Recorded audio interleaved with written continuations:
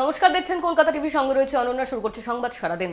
হাসনাবাদে বিস্ফোরণের ঘটনায় পুলিশের জালে এক। দফায় দফায় জিজ্ঞাসাবাদের পর রবিবার বিজেপি কর্মী দিলীপ দাসকে গ্রেপ্তার করেছে হাসনাবাদ থানার পুলিশ। তিনি রাজনীতির শিকার দাবি দিলীপের। বিস্ফোরণের আতঙ্ক কাটিয়ে উঠতে পারছে না দিলীপের স্ত্রী শ্যামলী দাস। ঘটনায় এনআইএ এনএসটি চাইছেন বিজেপি নেতা নিমাই দাস।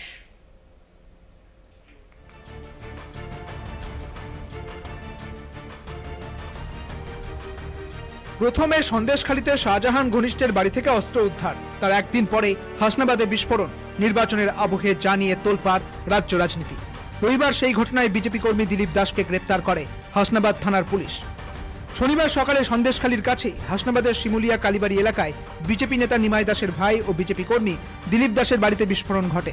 জখম হন দিলীপ দাসের স্ত্রী শ্যামলী দাস। এরপর শনিবার রাতেই ঘটনাস্থল পরিদর্শনে যায় সিআইডির বোম স্কোয়াড। বিস্ফোরণ স্থল থেকে নমুনা সংগ্রহ করে 3 সদস্যের ফরেন্সিক বিশেষজ্ঞ দলও।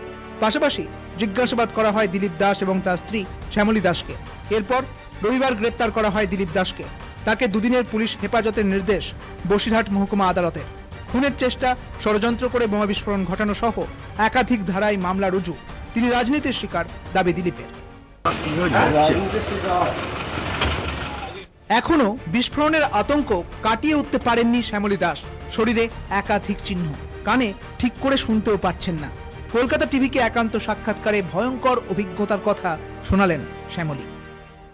বিকট আওয়াজে মাথার এই সাইডটা পুরো অবাস হয়ে আছে, কানে তালা লেগে গিয়েছিল, একটা কানে এখনো তালা লেগে আছে, আর ওই কেটে ছিঁড়ে গিয়েছে। তদন্ত হোক সঠিক। হ্যাঁ, সঠিক তদন্ত হোক। কি তদন্ত চাইছে?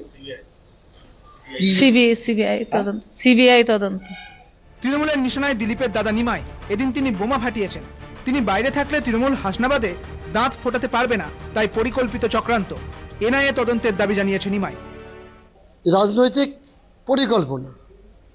সুন্দরবনে প্রবেশদ্বার হাসনাবাদ আমার যে পঞ্চায়েত, এখানে আমাকে নিষ্ক্রিয় করতে পারলে নির্বিবাদে ভোট লুট করা সম্ভব তাদের পক্ষে। বিগত পঞ্চায়েতে আমাকে জেলে পাঠানো হলো, বিজেপি একটা সিটও পায়নি।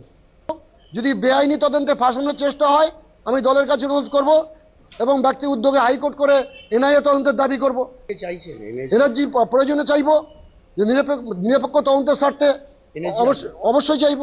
এর আগেও নিমাই এবং দিলীপের বিরুদ্ধে বোমাবাজির অভিযোগ উঠেছিল। ধৃতদের বিরুদ্ধে আদালতে চার্জশিট জমা দিয়েছিল পুলিশ। এর 6 বছর পর ফের একবার শিরোনামের 2 ভাই। শনিবার বিস্ফোরণের পর রবিবার ঘটনাস্থলে যান বসিরহাটের বিজেপি প্রার্থী রেখা পাত্র। সঞ্জিত চক্রবর্তীর রিপোর্ট, কলকাতা টিভি।